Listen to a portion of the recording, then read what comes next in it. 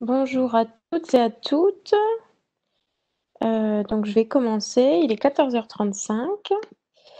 Donc je vous souhaite la bienvenue à ce premier webinaire de la série de 12 webinaires qui débute aujourd'hui, donc jeudi 25 juin 2020, pardon.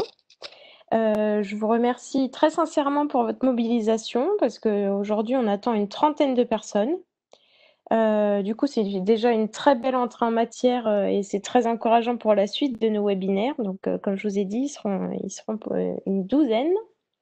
Donc parmi vous, vous pouvez le voir sur cette slide, on a, des partenaires éditeurs de logiciels, des intégrateurs, donc avec qui on travaille, certains de nos clients également, merci beaucoup, et on a, beaucoup d'autres acteurs de la géomatique, qui nous connaissent de près ou de loin et donc qui vont profiter de cette série de webinaires pour mieux nous connaître.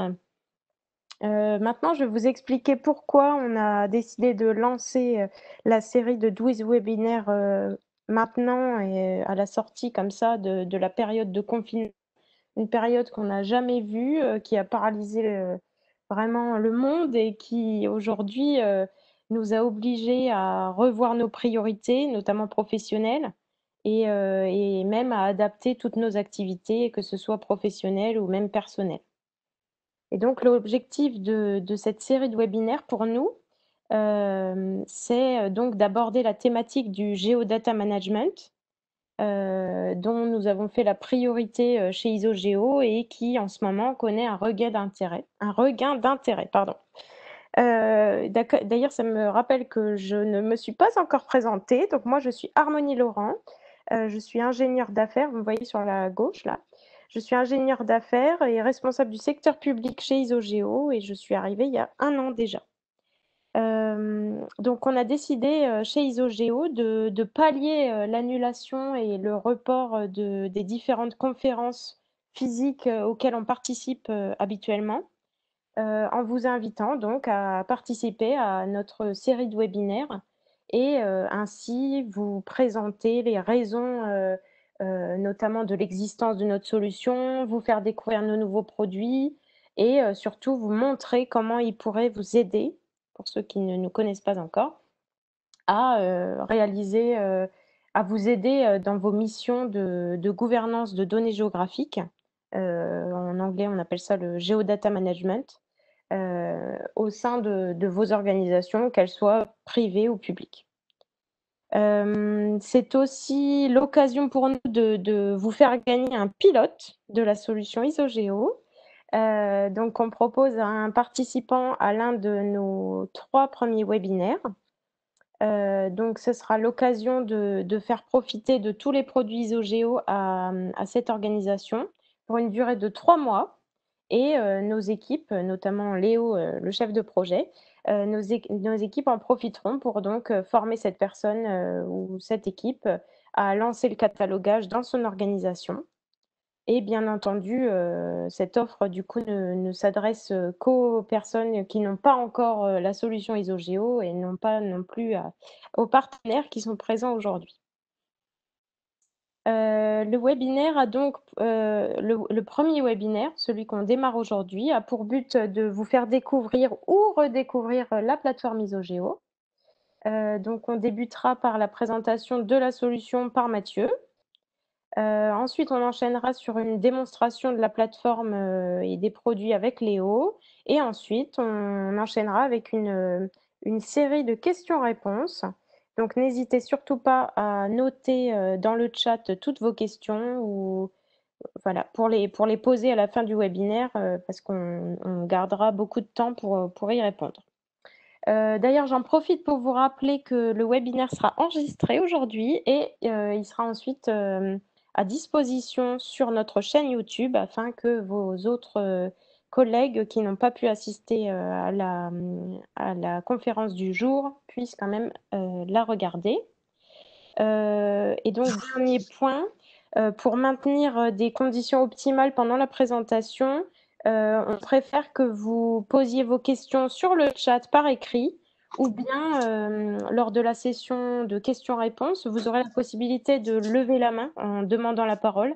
Vous verrez, il y a un petit bouton, qui ressemble à une main d'ailleurs, à disposition à côté de votre nom quand vous regardez dans la liste de participants. Et du coup, moi, je me ferai une joie soit de vous laisser la parole à ce moment-là, soit de lire vos questions afin qu'on puisse tous y répondre en troisième partie. Voilà, voilà. Donc, je vais laisser la parole maintenant à Mathieu. Et Mathieu, si tu peux même en profiter pour te présenter, ce serait top. Voilà, bon webinaire. Merci Harmonie. Est-ce que tu m'entends Harmonie? Est-ce que tout le monde m'entend? Oui, je t'entends très Ok, bien. super. Merci beaucoup pour cette introduction. Donc moi je suis Mathieu Becker, le fondateur de la société Isogeo il y a maintenant un peu plus de 11 ans. Euh, il y aura Léo aussi en troisième partie pour vous faire la démonstration. Alors, je vais commencer tout d'abord par vous présenter le pourquoi d'Isogeo à l'époque, le constat que j'ai pu faire il y a une quinzaine d'années et que je continue à faire d'ailleurs aujourd'hui, de manière même plus exponentielle, puisqu'il y a de plus en plus de données, comme vous le savez. Donc, dans un système d'information géographique, on rencontre pas mal de formats différents de données. Bon, si on rajoute encore maintenant la CAO-DAO, il y en a encore, du BIM, parce qu'il commence à en avoir, de plus en plus de données qui viennent de l'interne, mais aussi que vous pouvez récupérer de l'extérieur, ou que vous récupérez aussi d'ailleurs de différentes directions. Ces données sont des fois dupliquées, pour la bonne et la mauvaise raison, hein. Tout simplement, ne serait-ce que pour avoir des données propres à des outils desktop et ensuite les convertir pour avoir des outils, des données au format web pour les diffuser dans des services carto par exemple. Des données qui quelquefois sont isolées, ça on le rencontre aussi, des mêmes données qui sont dans des silos différents avec un cycle de vie différent et qui posent un certain nombre de problèmes. Et bien souvent elles sont assez peu documentées, voire pas documentées du tout, ce qui fait que d'une manière générale, le constat qu'on fait, c'est que les données ont tendance à nous échapper. Cette notion de patrimoine de données, cette asset hein, qui a de plus en plus de valeur, on le sait, a tendance à nous échapper. Donc, nous, on s'inscrit, on a appelé ça le géodata management, mais ça s'inscrit dans une matière un petit peu plus large qui est le data management tout court, où là, je vous expose quelques facettes, sachant qu'il y en a beaucoup d'autres, mais tout simplement, où trouver la donnée quand vous avez besoin de faire une analyse, une carte, de les coupler ensemble, c'est pas toujours simple de savoir quelle donnée utiliser et de savoir où la chercher. Et quand vous la trouvez, ou quand vous pensez l'avoir trouvé la bonne donnée, sachant qu'il peut y avoir deux données qui se ressemblent, est-ce qu'elle est fiable? Est-ce qu'elle est à jour? Est-ce qu'il vaut mieux pas que j'attende quelques jours, quelques semaines pour avoir une dernière mise à jour plus fraîche? Et d'autre part, accessoirement, et c'est de plus en plus contraint, est-ce que j'ai le droit de l'utiliser? Est-ce que j'ai le droit de la diffuser? Est-ce que je dois mettre un copyright dessus, par exemple? Donc, toutes ces questions font partie du domaine de la gouvernance de l'information géographique qu'on appelle Geodata Management. Et nous, à Isogeo, on en a fait notre cœur de métier, notre expertise hein, depuis pas mal d'années maintenant. Et ce qu'on fait, c'est, on a un outil bien sûr qu'on va vous présenter, mais cet outil-là est issu de toute l'expertise qu'on a sur cette matière. C'est-à-dire vous accompagner dans la mise en place de ce qu'on appelle une gouvernance de l'information géographique dans votre organisme. D'ailleurs, à ce propos, il y a un livre blanc qui est disponible. Hein, je mets, vous verrez au fur et à mesure des slides, là, entouré de gris en haut. Il y a un livre blanc qu'on a coécrit avec Hervé Albou, qui est un consultant SIG indépendant, sur justement la gouvernance de l'information géographique, avec sa définition, parce que ça n'existait pas. Donc, on a tenté d'en donner une première définition, ces enjeux et ces perspectives dans différents cas d'usage, comme la directive européenne Inspire, l'open data, déjà à l'époque, mais aussi le BIM et les infrastructures de données géographiques. Voilà, n'hésitez pas à le télécharger ou à nous le demander.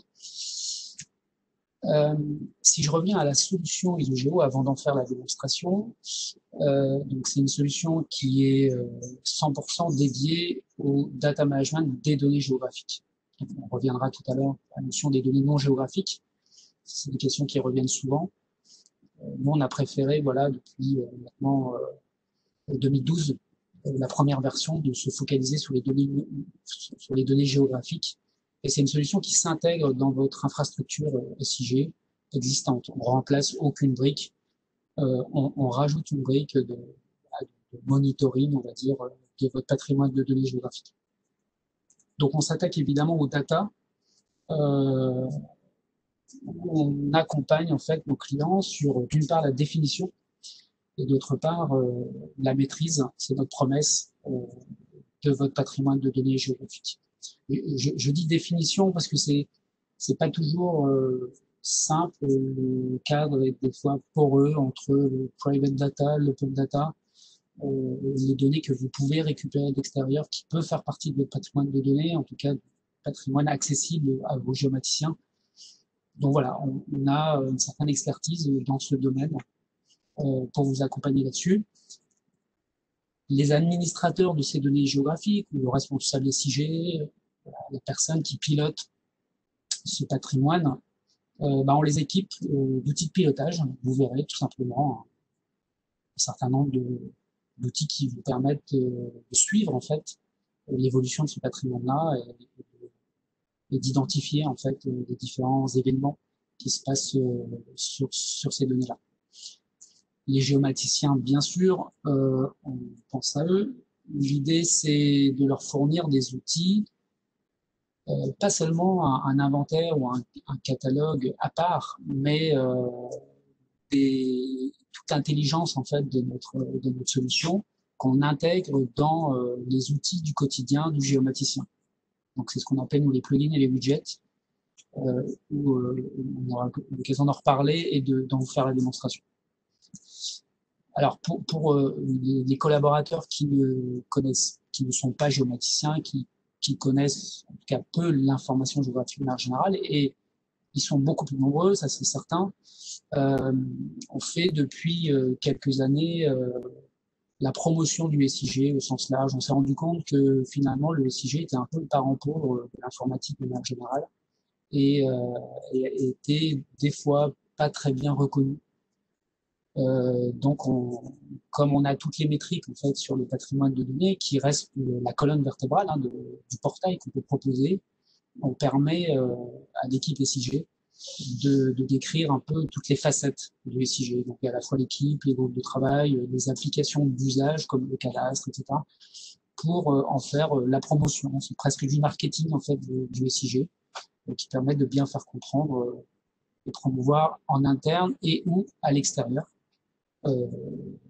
les enjeux en fait du système d'information géographique. Et la dernière strate, on va dire par rapport à la direction de l'organisme, on participe tant que faire se peut à la politique data. Et on a vu en 11 ans, il y a des évolutions, c'est la directive Inspire, l'open data, et maintenant on parle de plus en plus de cartographie globale des données. Donc là aussi on aura l'occasion d'en reparler.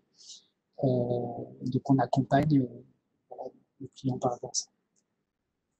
Comment ça marche? Rapidement, un peu de slide avant de passer à la démonstration. Donc, vous avez un système d'information géographique, vous avez des données, votre patrimoine de données qui est réparti en partie en fichiers plats, des shapefiles, des TUI, des DWG, etc. D'un autre côté, des bases de données. Et de plus en plus, on constate qu'il y a des web services qui se mettent en place. Voilà, ça c'est votre patrimoine de données, on va dire, d'un point de vue technique. Nous, la première étape de la méthode ISOGEO, de la solution ISOGEO, ça va être de recenser tout ça. Donc on a développé, on a inventé en fait un système qu'on a breveté qui permet de recenser de manière automatique toutes les données, quel que soit son format. Donc on se base sur le logiciel de TLFME pour ça, parce qu'il y a beaucoup de formats de données géographiques qu'on rencontre chez nos clients. Et notre promesse, c'est de dresser un inventaire automatique exhaustif de toutes ces données-là. Une fois qu'on a fait l'inventaire, l'étape d'après, ça va être de documenter. Donc, pendant le recensement, la première étape, dès que notre système rencontre une donnée géographique, il récupère en fait toutes les informations techniques dessus. C'est une dizaine de champs, donc le système de projection, le nombre d'entités, tous les attributs, etc. Et ça, on en crée à chaque donnée, on crée une fiche de métadonnées. Et l'ensemble de ces fiches de métadonnées constitue l'inventaire. La deuxième étape, ça va être de compléter ces métadonnées avec des informations, on va dire, techniques, thématiques, administratives, enfin, quel est le contact de la donnée, c'est quoi son histoire, c'est quoi sa fréquence de mise à jour, tout ce qu'on ne peut pas deviner informatiquement. Et ce qui se passe aussi également à ce niveau-là, à la deuxième étape, c'est que vous pouvez créer autant de catalogues que vous voulez sur l'inventaire unique. Il arrive qu'on crée plusieurs inventaires chez nos clients, mais voilà, c'est quand il y a des silos de données. Et ça, c'est tout à fait possible également. Mais dans la plupart des cas, il y a un inventaire par organisme. Et de cet inventaire, on fait autant de catalogues qu'on veut. Et ces catalogues vont être orientés usage. Voilà. Et à partir de là, nous, on commence à parler de matières premières pour faire une bonne gouvernance des données géographiques dans l'organisme. Et là, on commence à valoriser tout ça. Alors là, on a mis 3 items, il y en a beaucoup plus chez nos clients qui utilisent soit pour répondre simplement à la directive Inspire, soit pour préparer l'open data, soit pour bien exploiter leur patrimoine en interne ou vis-à-vis de partenaires, ou carrément faire une brique essentielle à une infrastructure de données géographiques. Une brique pour la cartographie globale des données. Voilà, on rencontre beaucoup de cas d'usage différents de notre solution et des fois, c'est un peu tous ces cas d'usage qui sont utilisés en même temps. Donc, on aura l'occasion aussi dans les webinaires suivants de parler de cas d'usage en particulier. Donc, sans faire du teasing par rapport à la démonstration de Léo, comme notre solution est articulée en très modulaire, donc on a une plateforme centrale et sur cette plateforme, il y a différents modules et des ressources. Et ensuite, il y a ce qu'on appelle des applications tierces qui se pluguent sur notre API en lecture pour compléter en fait notre offre. Ces applications tierces qui sont soit développées chez nous en interne, soit développées par des partenaires. Donc là, la brique phare, on va dire, Géo, la première qu'on met en œuvre d'ailleurs chez nos clients, c'est la brique de scan de données qui se base sur FME, comme je vous l'ai dit, et qui dresse un inventaire. Donc c'est assez brutal. Hein. En général, nos clients ont à peu près 4 fois plus de données qu'ils l'imaginent au départ, parce qu'il y a des données qui sont doublonnées, qui sont réparties un petit peu à droite à gauche, et on dresse un inventaire en quelques minutes ou en quelques heures, en fonction de la taille du patrimoine, sur toutes les données du patrimoine de données géographiques. Il y a évidemment dans la plateforme un éditeur de métadonnées spécialisé géographique, évidemment. Vous voyez les 2 petits logos en haut à droite, donc ISO et Inspire. Je rentre pas dans le détail, mais il y a tous les outils qui se veulent le plus intuitifs possible pour réaliser cette tâche qui est finalement pas des plus intéressantes quand on fait du SIG. Donc on l'a rendue la plus ludique et la plus simple possible. Et là, ensuite, voilà, on récolte les fruits de tout le travail qu'on a fait en amont, de publication, de valorisation de tous ces catalogues de données géographiques au travers l'Open Catalogue, par exemple. Donc là, c'est un mini site web qu'on génère automatiquement sur notre plateforme et qui vous permet d'avoir un mini site à la Google qui cherche des données géographiques et qui peut être intégré en iframe, par exemple, dans un portail, dans un intranet, dans un extranet, etc. Il y a le CSW pour répondre à la directive européenne Inspire, évidemment. La notion de partage, parce que vous pouvez, on a des projets territoriaux, ça on en reparlera dans les prochains webinaires, où il y a plusieurs organismes territoriaux, qui peut être la région, le département, la collectivité locale, un gestionnaire de réseau, etc., qui se partagent, qui ont plusieurs comptes sur notre plateforme, et qui se partagent toute ou partie de leur patrimoine pour constituer un catalogue commun. Ça, c'est tout à fait possible également. Il y a cette notion de portail qui permet de valoriser vos données, mais aussi tout le SIG. Et évidemment, tout ça est basé sur notre API. Donc, les possibilités de développement sont quasi infinies. Un petit focus sur les plugins et widgets, c'est une partie importante chez les OGO, de manière à ce que les géomaticiens consomment en fait l'intelligence du géodata management, du résultat en tout cas, dans leur outil. Donc là, il y a des plugins sur ArcMap, sur QGIS, bientôt sur ArcGIS Pro. Il y a un widget sur Web App Builder qui comprend aussi ArcOpen Builder. Voilà, c'est tous des outils, toute une famille d'outils en fait qui répond assez bien à la demande des géomaticiens. Et pour finir, le portail de promotion et d'animation du SIG qui a été complètement repensé ces derniers mois avec pas mal de bêta-testeurs à la fois dans le secteur public et dans les grands comptes, avec quelques nouveautés. Donc il y a un concept de double page d'accueil. Le catalogue a été complètement repensé et est vraiment central, colonne vertébrale du portail. Il y a la vision globale du SIG avec la possibilité d'écrire les données bien sûr, mais les équipes, les applications d'usage, les partenaires, les actualités avec un blog intégré, etc.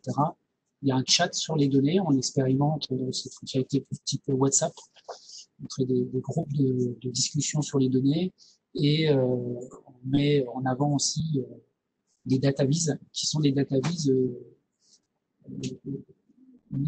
convertibles en moteur de recherche. C'est des databases utiles qui permettent de, quand on clique dessus, de filtrer sur son patrimoine de données géographiques. Donc là, vous avez deux liens en bas, donc demo.isogeo.net et géocatalogue. C'est mal écrit, mais c'est smavd.org, on vous le renverra. Donc c'est un premier catalogue, un premier portail en production d'un client.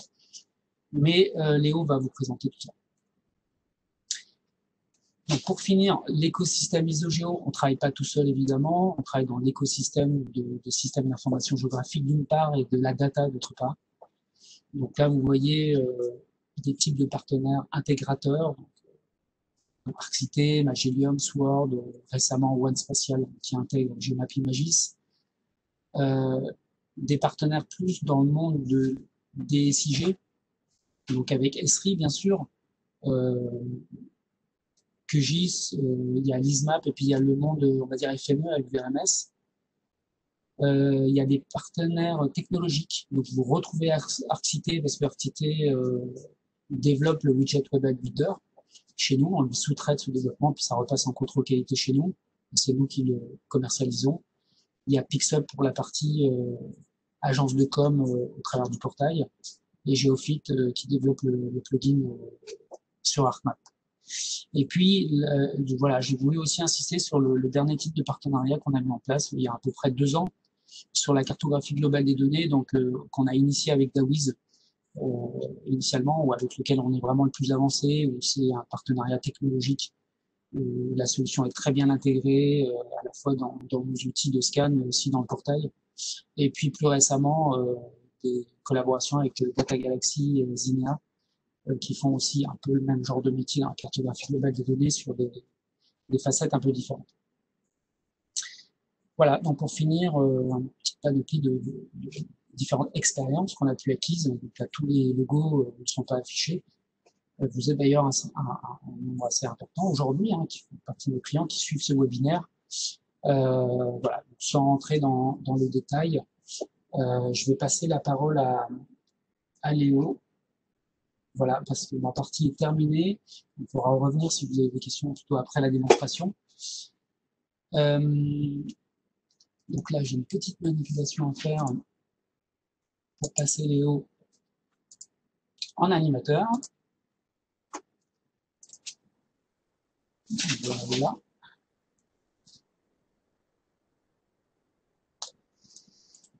Donc Léo, est-ce que... Oui. Oui. Voilà, ça a l'air de bien fonctionner. J'étais en train Oui, de on régler t'entend. mon partage d'écran. Et on voit également ton écran. C'est parti. Ok. Eh bien, bonjour à tous. Bonjour à tous ceux qui me connaissent déjà et bonjour aussi aux autres. Donc moi, je suis le chef de projet attitré d'ISOGEO actuellement. Donc, je m'occupe de la livraison du produit, de l'information des clients, du suivi, du support. Je travaille aussi beaucoup autour du produit avec les développeurs ou avec les prestataires, voilà, pour les évolutions, la recette, etc. Donc ce que je voulais vous montrer aujourd'hui, c'est toute la partie qu'a présenté Mathieu de notre chaîne de valeur, c'est-à-dire les 3 grandes étapes du process de catalogage des données. Donc la première étape, c'est le recensement. La deuxième, c'est la documentation, et la troisième, c'est la valorisation. Donc, pour être un peu dans le thème actuel, je pars d'un groupe de travail vide sur notre application web, et j'ai décidé de recenser des données que j'ai retrouvées sur l'Open Data de la ville de Paris. Voilà, l'idée de ce webinaire, c'est de se mettre aussi un peu dans la peau d'un organisme public ou privé qui doit gérer un patrimoine de données. Donc on a trouvé des données sympas qui viennent d'être produites par la mairie de Paris, notamment dans le cadre du déconfinement. Et donc je vais montrer pas à pas comment on va intégrer ça dans les OGO et comment on va documenter, puis publier des catalogues, etc. Donc, mes deux données de pistes cyclables et de rues aménagées pour piétons, la première étape du travail, ça va être de les recenser, donc de les scanner. Donc là, je vais utiliser notre fameuse technologie de scan dont a parlé Mathieu. Ce qu'il faut savoir, c'est qu'il y a un petit service Windows en fait, qui est installé sur un de nos serveurs en interne et qui utilise donc FME pour aller lire les données, récupérer des informations dessus, etc. Donc ce que je peux lui indiquer au niveau de l'interface, c'est soit de scanner un système de fichiers, soit une géodatabase d'entreprise avec le fichier SDE, soit une base de données en lui rentrant les paramètres habituels d'une base de données. Donc là, ce que je vais faire ici, c'est que je vais recenser un système de fichiers, puisque mes deux données de pistes cyclables et de piétons sont dans un répertoire. Donc je copie-colle tout simplement le chemin du répertoire. Je peux d'ores et déjà ranger mes données, les données que je vais scanner via ce point d'entrée, ce qu'on appelle un point d'entrée, dans des catalogues, dans les catalogues que je souhaite. Donc là, pour le coup, je vais les ranger dans le catalogue webinaire, mais aussi dans le catalogue à compléter. Je sauvegarde et je lance le scan. Donc là, le scan, il va se passer en 3 étapes. D'abord, l'outil recense les données, donc il fait la liste. Donc là, il en a bien trouvé 2. Hein. Il a bien vu que c'était du shapefile. Ensuite, la deuxième étape, il va signer la donnée. Donc une signature, hein, c'est comme une signature pour un humain. Hein, c'est quelque chose qui permet d'identifier la donnée et aussi de la reconnaître. Et enfin, la troisième étape de documentation, ici, en fait, il va créer la fiche de métadonnées et il va la pré-remplir avec un certain nombre de champs techniques qu'il peut remplir. Donc là, typiquement, je peux aller directement voir la fiche qui a été créée, notamment pour les pistes cyclables. Donc ça me permet de vous présenter ce que c'est qu'une fiche de métadonnées brute dans les OGO, donc recensée par le scan. Donc il a bien récupéré le nom du shapefile, le format, évidemment l'emplacement de la ressource, tous les champs techniques comme l'emprise, le nombre d'entités, le système de coordonnées, la liste de tous les attributs et le format. Voilà à peu près pour les champs qui sont remplis. Donc une fois que cette étape de recensement automatisé a été effectuée, on passe à la deuxième étape, donc de documentation. Et donc là, je vais vous montrer un peu la méthode de catalogage habituelle qu'on présente aux clients. Voilà, je vais la faire sur 2 données, mais il faut s'imaginer qu'on peut faire ça sur plusieurs données.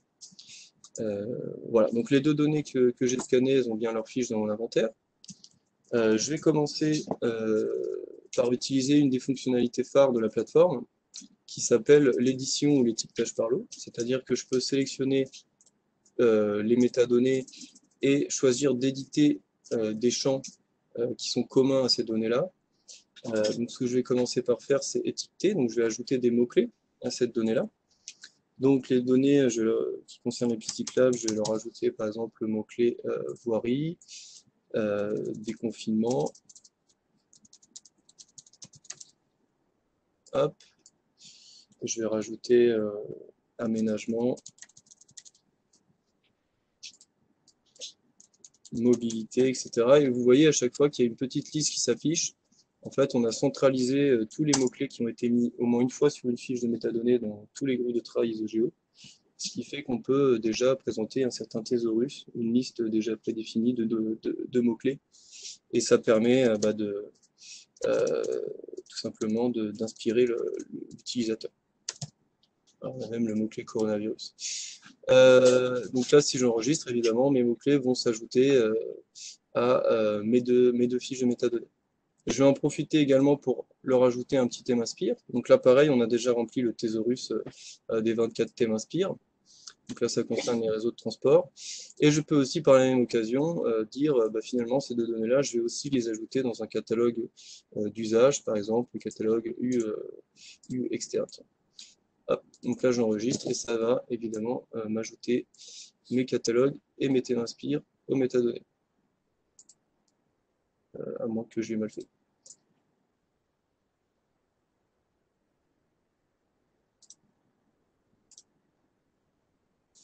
Ouais, il semblerait que j'ai pas cliqué au bon endroit, c'est pas très grave. Hop. Voilà.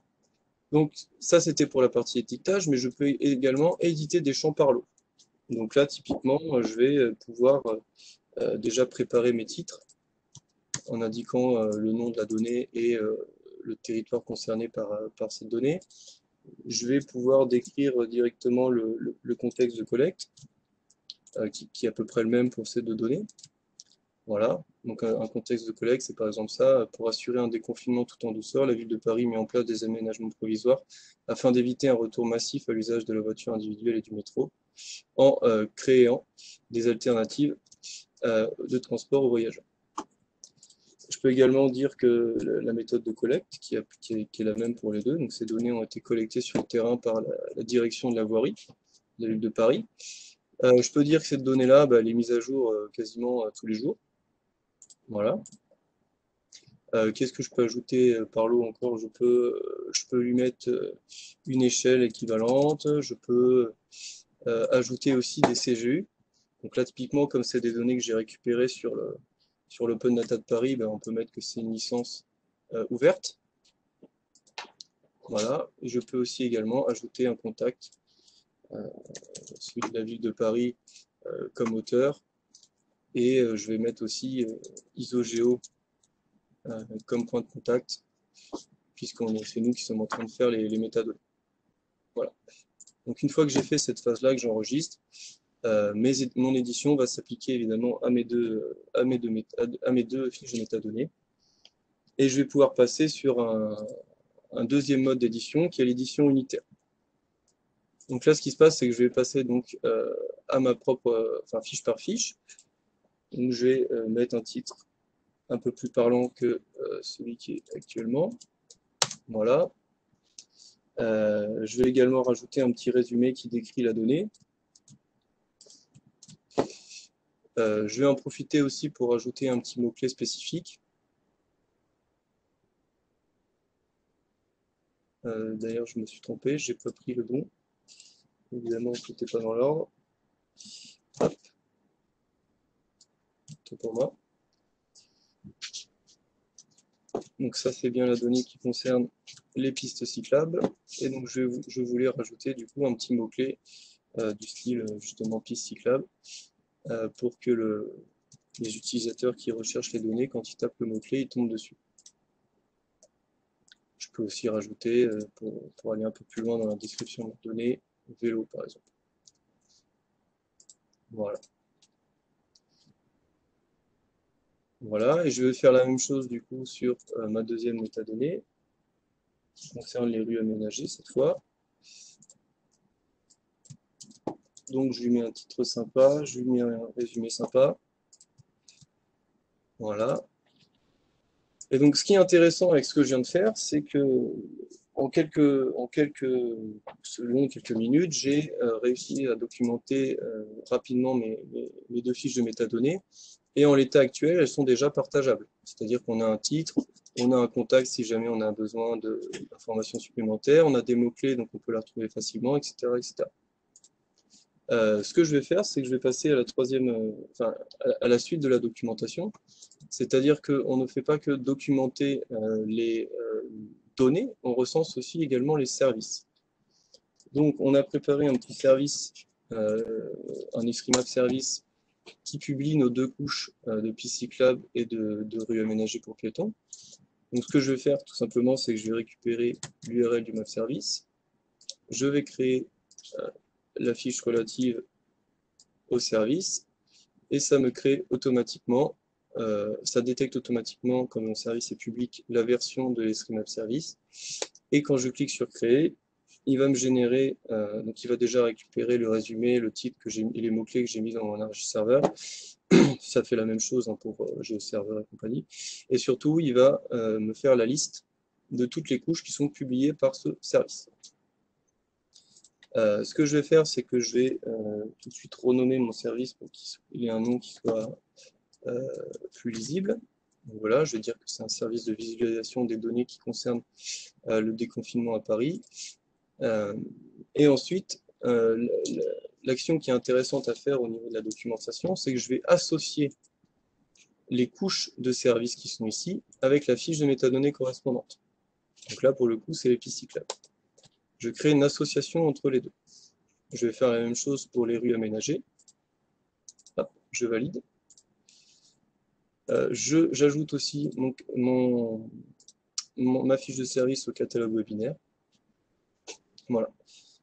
Donc là, au niveau de mon catalogue webinaire, maintenant, j'ai bien mon service qui publie les deux données et j'ai aussi mes deux fiches de métadonnées documentées. Donc à partir de là, je vais pouvoir publier mon catalogue.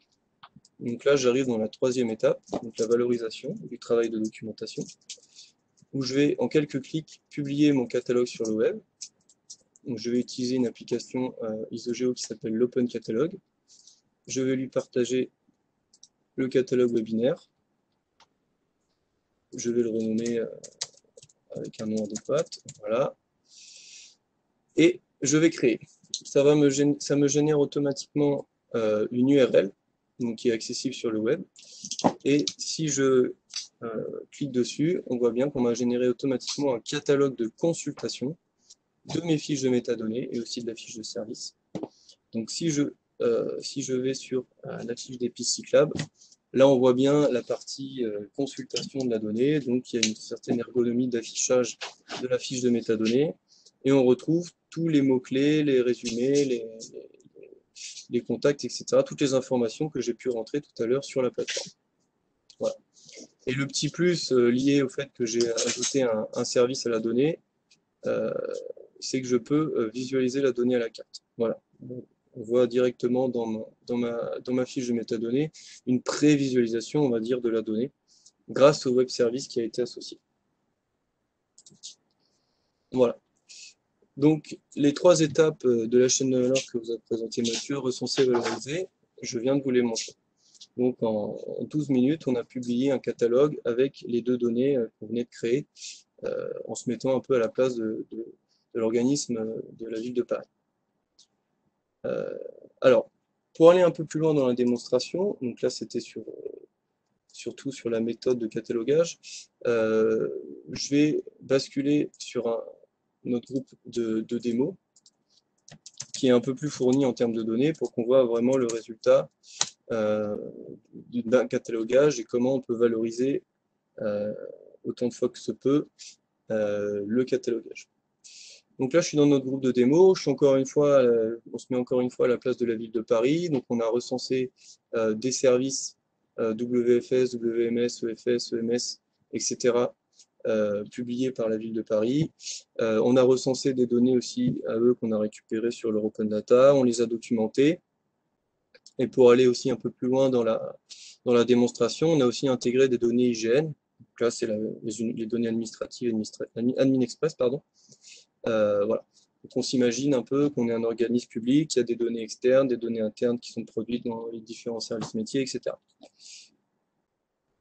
Donc là, une fois que le catalogue il est un peu documenté, on va pouvoir assez facilement utiliser le moteur de recherche. Donc le moteur de recherche, il se base sur tous les champs de métadonnées qui sont remplis. Donc là, par exemple, je peux aller filtrer rapidement sur le catalogue de la ville de Paris. Je peux dire que je veux voir que les fiches de type vecteur et qui ont le mot-clé déconfinement, ce qui va me permettre de retomber sur mes deux fiches que j'ai documentées tout à l'heure. Bon, j'ai changé de groupe, mais il faut s'imaginer que la même chose a été faite ici. Et je peux donc rapidement accéder à la fiche de métadonnées. Et donc, lorsqu'une fiche de métadonnées est documentée, on va dire, de bout en bout, voilà ce que ça donne. On a un ensemble on a les fameux mots-clés, on a les thématiques Inspire, le résumé, etc. Et il y a un validateur qui nous permet de savoir si la fiche est conforme ou pas avec la directive Inspire. Ce validateur est automatique en fonction des champs qu'on a remplis. Donc là, on voit bien que tous les champs de métadonnées sont remplis. Et même, je vais aller un peu plus loin, la description des attributs, donc ça ne fait pas partie de la directive Inspire, mais nous, on considère à ISOGEO que c'est une information qui est primordiale dans la métadonnée. Donc on a ajouté les attributs directement à la fiche. Ils ont été scannés, un humain a rempli un alias dans la langue et ajouté une petite description, ce qui permet tout de suite de voir que, par exemple, pour le statut, il y a quatre valeurs possibles et ça permet de comprendre tout de suite à quoi sert ce champ. Voilà. On a ajouté aussi des limitations. Enfin, du coup, là, il n'y en a pas puisque c'est une donnée Inspire. On a ajouté une licence. On a associé la donnée aux 4 formats de service qu'on a publiés. Je vous ai montré tout à l'heure. On a aussi ajouté un lien de téléchargement direct qui est juste un lien vers le site de l'Open Data. Et on peut s'imaginer que si on était vraiment à la ville de Paris et qu'on avait notre propre outil Open Data, on aurait fait ça aussi. Mettre le lien directement dans ISOGEO.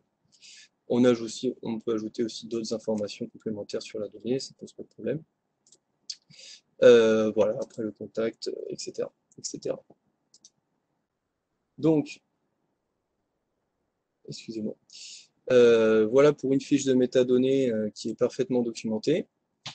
Maintenant, l'objectif, c'est de tout ce catalogue-là qu'on a documenté. L'objectif, c'est de le valoriser au maximum à travers toutes nos applications tierces qui peuvent être utilisées pour valoriser le catalogage. Donc, on a déjà créé un partage qui s'appelle catalogue de démo Ville de Paris, et on l'a partagé à différentes applications, donc CSW, Open Catalog, Plugin QGIS, portail de données, etc. Je vais vous les présenter une par une. Donc la première, c'est le CSW. Donc CSW, ça veut dire Catalogue Service Web. C'est le service OGC normalisé de partage de catalogues de métadonnées géographiques. Donc c'est ce qui permet d'être interopérable avec les outils qui savent lire du CSW. Et c'est notamment la norme qui est imposée par la directive Inspire. Donc en fait, là, mon catalogue Ville de Paris, il est partagé en CSW. Cette URL est générée automatiquement. Et on voit bien qu'on a appliqué du coup la norme XML associée qui permet de consulter le catalogue via ce XML. Ce qui est intéressant du coup, c'est qu'il suffit d'envoyer ce lien, par exemple à DataGouv ou au GeoCatalogue national, ou même à des plateformes Open Data, ou aussi aux IDG régionales, pour pouvoir se faire moissonner le catalogue et du coup que les fiches de métadonnées apparaissent directement dans l'outil qui moissonne. Voilà. Et il y a ensuite évidemment l'autre technologie ISOGEO que je vous ai présenté tout à l'heure, qui est notre Open Catalog, donc qui est un peu notre, comme son nom l'indique, notre catalogue ouvert. Donc là, cette URL, on peut la partager à quiconque et celui qui aura l'URL. C'est un peu comme Google Drive aussi, on partage l'URL, l'utilisateur peut lire les données. Voilà, donc là on retrouve tout notre catalogue directement en ligne. Donc il y a aussi évidemment tout le moteur de recherche ISOGEO qui est intégré. Donc je peux refaire la même recherche que tout à l'heure et je devrais tomber sur mes deux données. Voilà. Non, c'est pas service. Données vecteurs.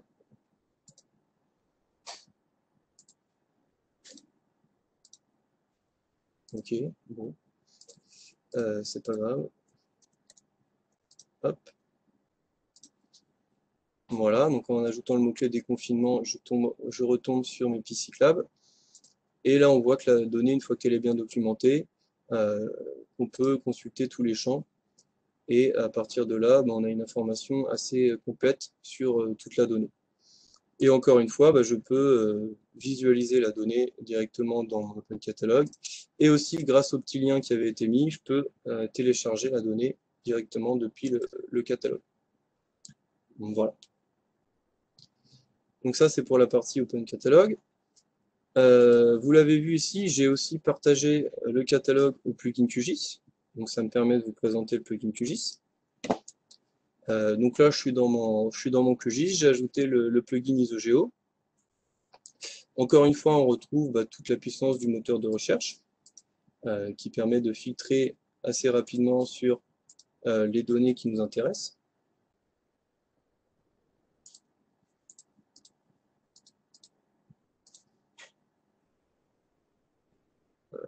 Ah oui, on a mis service encore. Voilà, données vecteurs.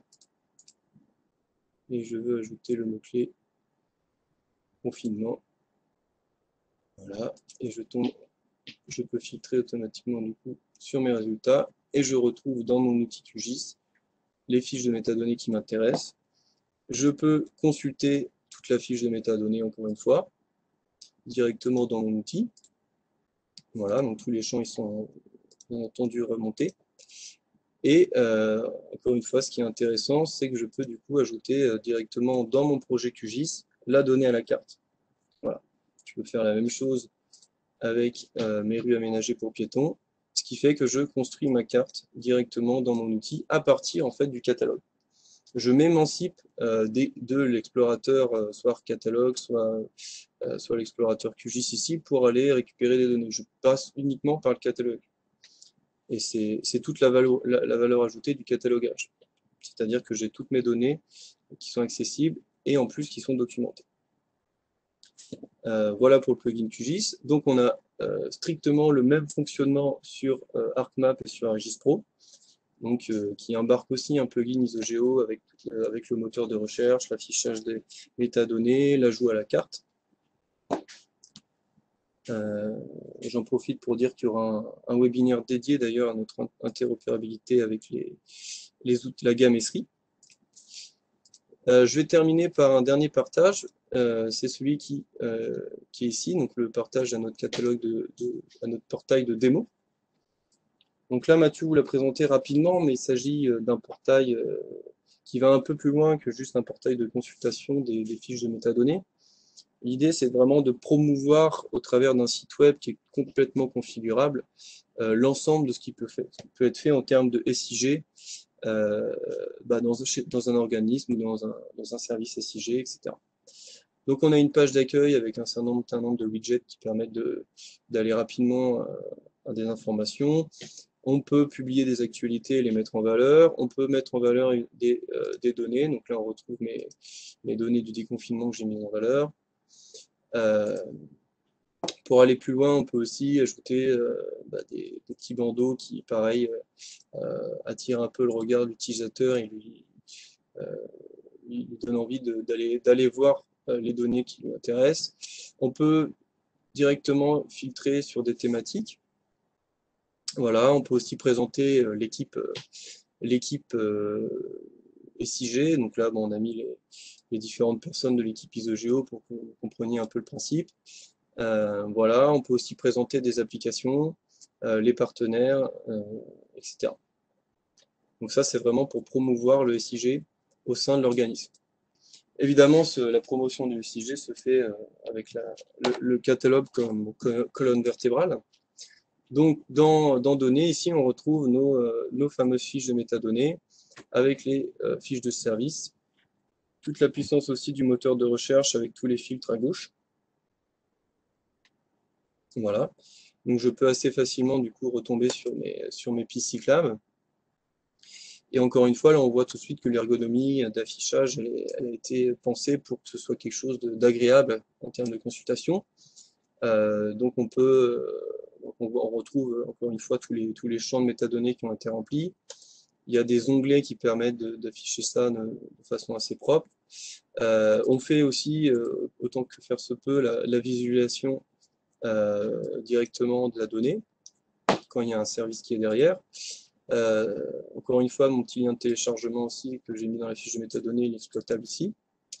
Je peux aussi exporter la fiche au format XML, etc., etc. Voir tous les attributs directement depuis la fiche de métadonnées. Donc là, on est vraiment sur un portail de consultation du catalogue. Tout ceci est entièrement configurable. On peut changer le logo, la charte graphique. On peut choisir aussi d'afficher ou non certains champs en fonction aussi en fonction du niveau de droit, etc. Là, par exemple, je ne suis pas authentifié, donc il y a peut-être certaines choses qui me manquent. Oui, tout simplement. Si je m'authentifie, par exemple, voilà, il y a l'onglet discussion qui va apparaître. Donc là, comme je suis connecté avec un compte, je peux même réagir sur la donnée. Je peux créer un fil de discussion, par exemple sur le webinaire aujourd'hui, et je peux envoyer un message qui sera lu par l'administrateur. Voilà. Donc là, ça envoie un message, il est récupéré par l'administrateur du site qui peut répondre.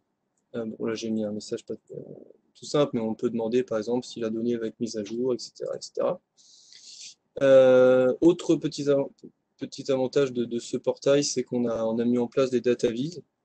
C'est-à-dire qu'on ne recherche plus uniquement en utilisant le moteur de recherche, on a essayé de créer une sorte de moteur de recherche graphique. Donc, par exemple, si je filtre sur réseau de transport, ensuite on voit tous les mots-clés qui sont aussi dans la thématique réseau de transport. Et si je clique sur le mot-clé, que je peux voir les fiches, encore une fois, je retombe sur les deux données qui m'intéressent depuis le début. Et c'est comme ça, via le moteur de recherche graphique, c'est-à-dire que je consulte, je recherche mes données. Dernière chose qu'on peut faire aussi dans ce portail, c'est intégrer en iframe n'importe quel autre site web intégrable en iframe. Donc là, ça me permet de vous présenter notre widget Web App Builder. Donc on a créé une petite application Web App Builder sur notre portal interne dans lequel on a ajouté notre widget ISOGEO et on l'a intégré en iframe au portail global. Donc le principe, encore une fois, c'est le même. On peut filtrer sur les données, on peut rapidement accéder à la fiche de métadonnées. Hop. J'ai des petits soucis d'ergonomie, évidemment. Voilà, donc je peux consulter la fiche détaillée directement dans mon outil. Et encore une fois, je peux l'ajouter à la carte, comme il y a un petit service qui est derrière. Voilà. Donc là, on a intégré automatiquement le catalogue via une application Web App Builder dans notre portail.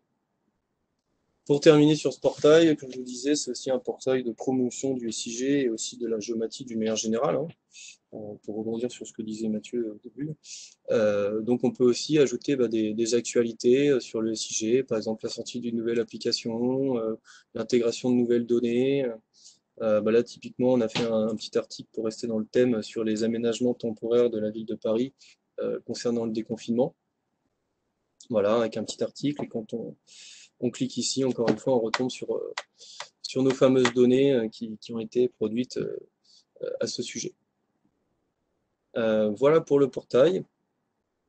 Donc si je peux conclure un peu sur cette présentation, il me reste 2 minutes. Donc le travail de catalogage, en fait, il est fait une fois ici, dans l'inventaire ISOGEO, enfin dans la partie, dans l'application qu'on appelle d'administration, dans laquelle on remplit les métadonnées. Et ensuite, on essaye de valoriser au maximum ce catalogage au travers des différentes applications que je vais vous présenter, donc soit le CSW, soit l'Open Catalog, les plugins intégrables dans les outils métiers, des applications web, voire un portail dédié, comme celui d'ISOGEO. Donc pour conclure ma présentation, je vais finir par la phrase un peu mythique d'ISOGEO, c'est qu'on essaye de documenter une fois et qu'on valorise N fois. Voilà. Sur ce, c'est fini pour moi. Super, merci Léo. Donc je reprends la parole. Je vous remercie tous les deux, Mathieu, pour ta présentation et puis Léo pour cette démonstration vraiment complète de l'outil. Je vous propose donc maintenant de débuter la session de questions-réponses. Donc je vous rappelle que vous avez le moyen de le faire au travers du chat si vous voulez poser une question par écrit, ou bien vous avez la possibilité de demander la parole en utilisant le petit bouton à côté de votre nom dans la liste des participants. Donc c'est un bouton qui ressemble à une main. Donc, si je ne m'abuse, je n'ai pas encore de questions dans le chat, non. Donc, je vais en profiter moi-même pour vous poser, Léo et Mathieu, quelques questions assez récurrentes des prospects lorsque moi-même je présente la solution, c'est ce type de questions auxquelles j'essaie de répondre. Donc voilà, je vais les poser et puis ça vous laissera le temps de poser les vôtres sur le chat ou en levant la main. Donc, Léo Mathieu, comment ça se passe côté projet? Une fois qu'on a décidé de commander la solution Isogeo, comment ça se passe au niveau projet? Comment on débute en fait? C'est une question pour moi, du coup, je suppose. Oui, pour toi. Donc, comment ça se passe? Il y a une prestation de mise en œuvre classique qui se fait en plusieurs étapes. D'abord, on va installer les différentes briques qu'on a vues. Donc, on va installer le scan sur le réseau interne du client. Il y a un petit service Windows en fait à installer. Il y a FME installé. Il faut que le cloud Isogeo soit accessible sur le serveur, etc. Une fois que ce petit service est installé, on paramètre le scan dans le groupe de travail, comme je vous ai montré tout à l'heure. Voilà, on installe aussi les différents plugins, tout ce qui n'est pas du web en fait, parce que sinon tout le reste est directement accessible sur le web. Donc là, on met à disposition le groupe de travail au client. Ensuite, il y a toute une phase d'accompagnement. Donc on va réaliser déjà pour commencer un audit. Donc c'est une première journée où moi en général je me déplace chez le client pour faire un peu l'audit du SIG. Pourquoi on fait ça? Déjà c'est pour donner un peu de recul au niveau chez le client, pour qu'il ait un peu de recul sur son SIG d'une manière générale. Mais c'est surtout pour comprendre et pour anticiper la façon dont on va intégrer le catalogue dans l'environnement SIG, dans les méthodes de travail du SIG du client. Voilà. Donc, en général, c'est une journée qui est très bénéfique à la fois pour le client et pour nous. Et une fois qu'on a déterminé un peu cette méthode de catalogage, où est-ce qu'on va intégrer le catalogue, qui va travailler sur le catalogue, etc., il y a une phase de formation. Donc là, c'est une formation sur l'outil que je viens de vous présenter. Donc on apprend à scanner, on apprend à documenter, faire des éditions par lot, faire de la recherche, publier des données en Open Catalog, en CSW, etc., etc. Voilà. Et après, il y a toute une phase de suivi où moi j'essaye de donner des petits exercices en fait à faire. Voilà, commencer par remplir des fiches, commencer par mettre des mots-clés, puis petit à petit on avance et jusqu'à ce que le catalogage et la documentation soient bien faites et qu'on puisse publier le catalogue sur les différents supports qu'on avait définis pendant l'audit. Voilà. Et en général, ça se passe en quelques mois selon la disponibilité du client. Et, et voilà. Une fois que tout est en marche, après, on fait du suivi régulier, du support aussi quand il y a des questions, quand il y a des bugs, etc. Voilà. Voilà pour un projet classique. J'ai une question de Monsieur Kessler qui vous demande si le multilinguisme est supporté par la solution. Alors, aujourd'hui, on ne fait que de l'anglais ou du français. Donc, c'est selon la langue du navigateur, le, les champs ou les boutons, etc. sont en anglais. Par contre, on ne fait pas de multilinguisme à proprement parler sur les fiches de métadonnées, c'est-à-dire qu'on ne peut pas choisir la langue de la métadonnée. Ce sera la langue qui a été choisie dans l'outil de manière générale, donc soit l'anglais, soit le français. Voilà. Maintenant, c'est des choses qu'on peut être amené aussi à faire. On n'a pas trop eu l'occasion d'être confronté à ça aujourd'hui, puisque la majorité de nos clients sont en France et que on n'est pas tombé encore sur des Corses ou des choses comme ça. Mais, mais, mais, mais globalement, non, aujourd'hui, ça n'existe pas. Maintenant, c'est tout à fait envisageable de pouvoir dire, OK, moi, cette fiche de métadonnées, je veux l'afficher dans la langue que j'ai choisie dans mes paramètres, quoi, par exemple. Bien, merci. Ça n'existe pas aujourd'hui. Merci Léo. Pour l'instant, je n'ai pas d'autres questions, donc je vais enchaîner avec une de mes questions à moi. Donc cette fois, ce sera plutôt pour Mathieu. Mathieu, est-ce que tu peux nous expliciter comment on acquiert la solution ISOGEO d'un point de vue plutôt contractuel et financier, pourquoi pas? Oui, tout à fait. Alors, donc, comme vous l'avez vu, enfin, on n'a pas vraiment insisté sur l'architecture technique, mais depuis le démarrage d'ISOGEO, il y a une dizaine d'années maintenant qu'on propose la solution, on a fait le pari de miser sur le cloud. Donc, c'est du mode SaaS, donc Software as a Service, et par défaut, en fait, la plateforme, ces modules et ces applications tierces sont proposés en abonnement annuel.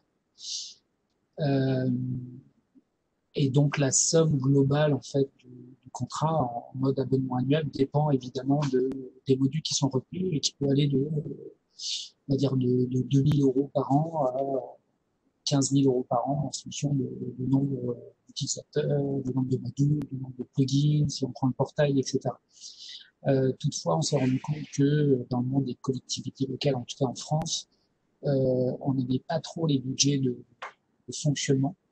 Donc, on peut convertir en fait notre abonnement annuel, par exemple, si on s'engage sur 3 ou 4 ans, ce qui est l'objet des appels d'offres en général, on simule une licence maintenance, c'est-à-dire que on fait payer un peu plus la première année, enfin beaucoup plus la première année, et puis l'équivalent de 20% les années suivantes, on simule une maintenance.